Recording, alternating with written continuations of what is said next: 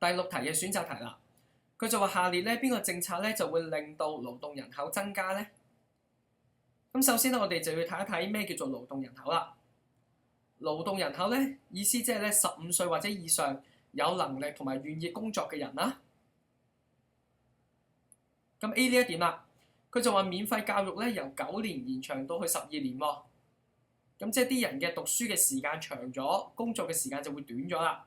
更少人咧願意工作嘅時候咧，勞動人口應該係會減少嘅，就唔係增加嘅。所以 A 呢一點咧就唔係答案啦。B 呢一點啦，佢就話提高資本投資者入境計劃嘅最低資本嘅要求喎。咁提高咗個要求嘅時候咧，就會令到少啲外國投資者入嚟做投資啦。咁就會令到投資嘅水平係下降啦，咁就唔係令到勞動人口增加嘅，所以 B 呢一點咧就唔啱啦。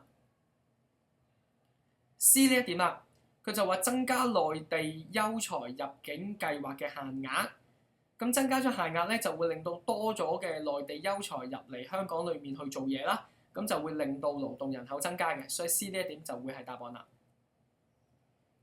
D 呢一點啦，佢就話訂立最高嘅工時。